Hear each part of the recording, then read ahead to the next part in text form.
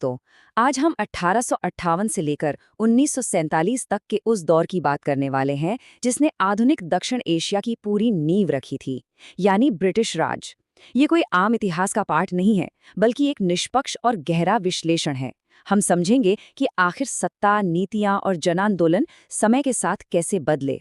तो चलिए, बिना किसी देरी के शुरू करते हैं। अब जरा इस नंबर पर गौर कीजिए। 50 मिलियन पाउंड्स यानी 5 करोड़ पाउंड्स। ये सिर्फ एक आंकड़ा नहीं है, ये उस दौर की आर्थिक सच्चाई का एक बहुत बड़ा सबूत है। देखिए, भारत में रेलवे और बाकी इंफ्रास्ट्रक्चर तो तेजी से बन रहा था, लेकिन ब्रिटेन के बिल्कुल उलट, जहां प्राइवेट इन्वेस्टर्स रिस्क लेते थे, भारत में ये पूरा का पूरा आर्थिक बोझ सीधे तौर पर यहाँ के आम टैक्स देने वालों, खास करके किसानों और मजदूरों के कंधों पर डाल दिया गया था। यहीं से उस दौर के दोहरे आर्थिक चरित्र की शुरुआत होती है। तो आगे बढ़ने से पहले एक नज़र डाल लेते हैं कि आज हम किन किन पड़ावों से गुजरने वाले हैं। शुरुआत करेंगे अर्थव्यवस्था और बुनियादी ढांचे से, फिर समझेंगे स्वशासन की शुरुआती मांगों को। उसके बाद हम देखेंगे प्रथम विश्व युद्ध का क्या असर हुआ, 1930 के दशक के नए कानून, दूसरे विश्व युद्ध की उथल-पुथल और आखिर में सत्ता के हस्तांतरण यानी ट्रांसफर ऑफ पावर की उस आखिरी घड़ी को। तो सबसे पहले बात करते हैं अर्थव्यवस्था और बुनियादी ढांचे की। 19वीं सदी के आखिरी दशकों में ब्रिटेन की औद्योगिक क्रांति का असर भारत पर पूरी तरह दिखने लगा था। नई टेक्नोलॉजी ने दोनों देशों की अर्थव्यवस्थाओं को गहराई से जोड़ दिया था, लेकिन यहाँ एक बहुत बड़ा विरोधाभास यानी कॉन्ट्रास्ट है। एक तरफ 1920 तक भारत के पास दुनिया का चौथा सबसे बड़ा रेलवे नेटवर्क था। टेक्निकली ये एक बहुत बड़ी छलांग थी, लेकिन वही दूसरी तरफ 60 सालों तक इस रेलवे को बनाने के बावजूद इसमें जो अच्छे ऊंचे पद थे ना, उनमें से सिर्फ 10% पर ही भारतीय काबिज थे। यानी इस तकनीकी विकास का असली फायदा यहाँ के लोगों को तो मिल ही नहीं रहा था। असल में इस पूरे इंफ्रास्ट्रक्चर का मकसद बिल्कुल ही अलग था।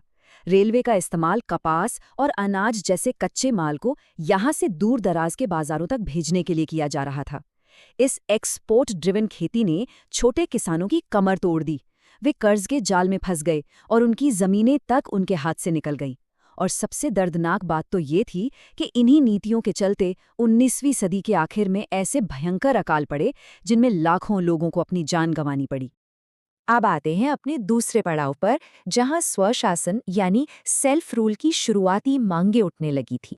आर्थिक चुनौतियों के इस दौर में राजनीतिक हवा भी अपना रुख बदल रही थी। 19वीं सदी के आखिर और 20वीं सदी की शुरुआत में आखिरकार सरकार में भारतीयों की भागीदारी के बीज बोए गए। इनमें सबसे पहला बड़ा नाम आता है 1909 के मॉर्ले मिंटो सुधारों का, जिसे भारत सरकार अधिनियम 1909 भी कहते हैं। इस कानून ने पहली बार लेजिस्लेटिव काउंसिल्स में भारतीयों के लिए चुनाव का रास्ता खोला। हालांकि एक बात यहाँ साफ कर देनी चाहिए, उनका मकसद पूरी तरह से संसदीय स्वशासन देना बिल्कुल नहीं था। वोट देने का अधिकार सिर्फ एक बहुत ही छोटे उच्च वर्ग तक ही सीमित था। इसके बाद आता है एक ऐसा मोड़ जिसने सब कुछ बदल दिया, प्रथम विश्व युद्ध। जो सुधार धीमी गति से चल रहे थे, वो अचानक इस ग्लोबल इवेंट से टकराए।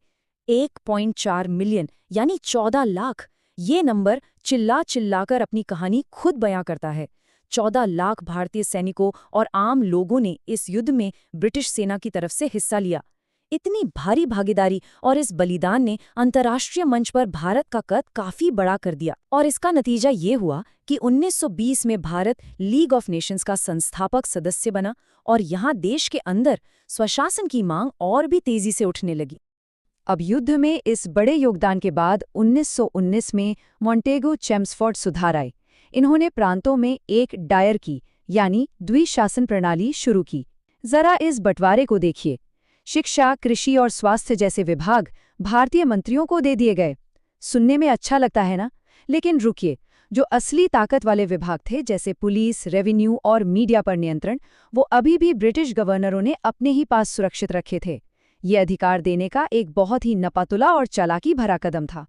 एक तरफ तो ये थोड़े बहुत राजनीतिक सुधार हो रहे थे, लेकिन दूसरी तरफ युद्ध के तुरंत बाद भारत के आम लोगों पर आर्थिक और स्वास्थ्य संकटों का पहाड़ टूट पड़ा।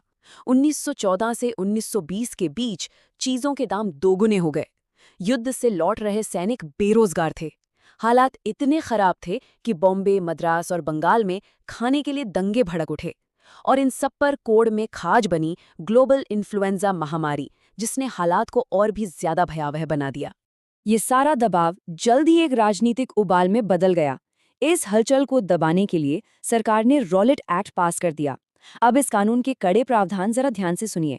बिना ज्यूरी के 3 जजों के पैनल का फैसला, लोगों के घरों की निगरानी और बिना किसी मुकदमे के सीधे गिरफ्तारी और हिरासत। शांति के वक्त में युद्ध जैसी सख्त इमरजेंसी ताकतें थोपने पर पूरे देश में गुस्से की लहर दौड़ गई। और दोस्तों, यही वो विरोध था जिसने मोहनदास गांधी को एक प्रमुख राष्ट्रवादी नेता के रूप में आगे ला खड़ा किया।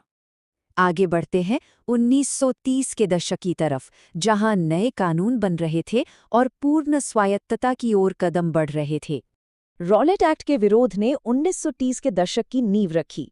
लंदन में हुए गोलमेज सम्मेलनों यानी राउंड टेबल कॉन्फ्रेंसेस के बाद नए संवैधानिक ढांचे बनने लगे। इस दौर का सबसे बड़ा गेम चेंजर था 1935 का भारत सरकार अधिनियम।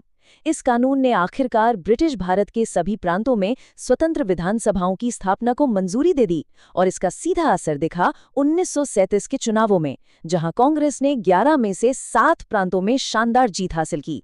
इतिहास में पहली बार भारतीयों को इतने बड़े पैमाने पर खुद पर शासन करने का मौका मिल रहा था। लेकिन फिर आता है दूसरा विश्व युद्ध, ब्रिटिश राज का अंत तय करने वाला आखिरी उत्प्रेरक। वो जो थोड़ी बहुत राजनीतिक स्थिरता आई थी, वो ज्यादा दिन नहीं टिक सकी। 1939 में दूसरा विश्व युद्ध शुरू हो गया और यहाँ पर सबसे बड़ा झटका तब लगा जब वाइसराय लॉर्ड लिनलिथगो ने बिना किसी भारतीय नेता से सलाह किए भारत को युद्ध में झोंक दिया। इसके खिलाफ कांग्रेस ने कड़े विरोध में प्रांतीय सरकारों से इस्तीफा दे दिया और बाद में भारत छोड़ो आंदोलन की शुरुआत की। लेकिन वहीं दूसरी तरफ मुस्लिम लीग ने ब्रिटिश सरकार के युद्ध प्रयासों को सपोर्ट करने का फैसला किया। इसी अलग अलग राजनीतिक रास्ते ने आगे चलकर देश के विभाजन का आधार तय कर दिया। अब इन मुख्यधारा की घटनाओं के बीच एक बिल्कुल अलग रास्ता भी बन रहा था।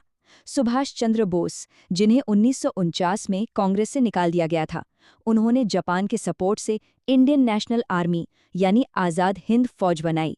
उनका लक्ष्य बड़ा सीधा था, ताकत के दम पर देश को आज़ाद कराना। हालांकि 1944 तक आते आते ब्रिटिश सेना ने उनके इस अभियान को रोक दिया, लेकिन जब 1945 में दिल्ली के लाल किले में उनके साथियों पर मुकदमे चले तो पूरे देश में एक ऐसी राष्ट्रवादी भावना और आक्रोश की लहर उठी जिसे संभालना अंग्रेजों के बस की बात नहीं रही।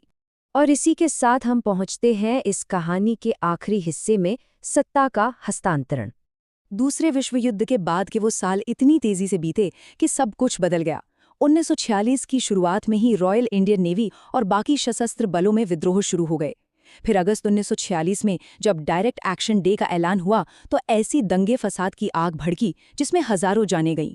एक तरफ देश आग में जल रहा था तो दूसरी तरफ युद्ध के बाद ब्रिटेन की खुद की आर्थिक हालत पूरी तरह खस्ता हो चुकी थी। इन सबसे घबराकर आखिरकार जून 1947 में बंटवारे की योजना पर सहमति बनी और अगस्त में 2 नए राष्ट्र बन गए। अंग्रेजों को अपनी वापसी की प्रक्रिया को भारी दबाव में बहुत तेज करना पड़ा। इस तेजी से हुए फैसले के पीछे था माउंटबैटन प्लान। राष्ट्रवादी नेता धर्म के आधार पर देश को बांटने पर राजी हो गए। तय हुआ कि हिंदू और सिख बहुल क्षेत्र भारत में रहेंगे और मुस्लिम बहुल क्षेत्रों से पाकिस्तान बनेगा। इस एक फैसले ने पंजाब और बंगाल जैसे सदियों पुराने मिले जुले सांस्कृतिक प्रांतों के बिल्कुल बीच से एक लकीर खींच दी। और इस बंटवारे की कीमत वो इतनी भारी थी जिसका अंदाज़ा लगाना भी मुश्किल है। 2.5 लाख से लेकर 5 लाख लोग, ये सिर्फ एक अनुमानित मौत का आंकड़ा है। लाखों की तादाद में लोग, क्या हिंदू, क्या मुसलमान, क्या सिख, सब अपना घर बार छोड़कर इस नई खींची गई सरहद को पैदल ही पार करने के लिए मजबूर हो गए। इस अफरा तफरी में जो सांप्रदायिक हिंसा हुई उसने इंसानियत के इतिहास में एक ऐसा गहरा घाव छोड़ दिया है जो शायद ही कभी भर पाए। तो आखिर में मैं एक बहुत बड़ा सवाल छोड़कर जा रहा हूँ। जरा सोचिए, एक नक्शे पर खींची गई उस एक लकीर ने कैसे पूरे उपमहाद्वीप की नियति और आने वाली पीढ़ियों की विरासत को हमेशा हमेशा के लिए बदल कर रख दिया। ब्रिटिश राज का अंत आज़ादी तो लाया, लेकिन अपने पीछे विभाजन का एक ऐसा तूफान छोड़ गया जिसका असर आज भी हम अपने इर्द गिर्द महसूस करते हैं। हमने आज इन तथ्यों को जोड़ा है, उन पर गौर किया है। अब इस सवाल पर आप खुले दिमाग से विचार कीजिए। आज के इस विश्लेषण में साथ जुड़ने के लिए बहुत बहुत शुक्रिया। जल्दी मिलेंगे एक नए विषय के साथ।